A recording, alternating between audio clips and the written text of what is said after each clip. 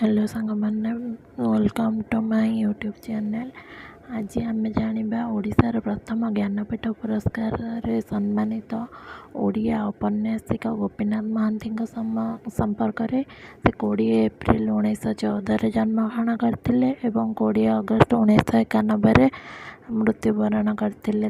प्रमुख रचना मध्य आम पाइबा परजा दादीबुढ़ा अमृतर संतान येलो आदि गल्प उपन्यास इत्यादि। 1986 गोपीनाथ महांती अमेरिकार कानजास स्टेट यूनिवर्सिटी सामाजिक विज्ञान प्राध्यापक भाव प्रथम जोग देइथिले।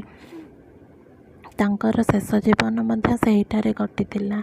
तांकर विभिन्न उपन्यास गुड़िक हूँ मन गहिरर चाष जहाँ 1940 प्रकाशित, दादीबुढ़ा 1944, परजा 1945, अमृतर संतान 1947 जो से केंद्र साहित्य एकाडेमी पुरस्कार पाई। 1955 हरिजन 1948, शरत बाबू गली 1950, राहुल छाया 1952, दुईपत्र 1954, सपन माटी 1954, दानापाणी 1955, शिव भाई 1955, अपहंच 1961, लय विलय 1961, तंत्रिकार 1961, माटीमटाल 1964, पाहांता 1970, आकाश सुंदरी 1972, अन्नल नाल 1973, मनरनिया 1979, दिग दिहुड़ी 1979, बुंदाए पानी 1988, किसी कहवाक चाहे 1989, जनक माँ 1999, मेरिया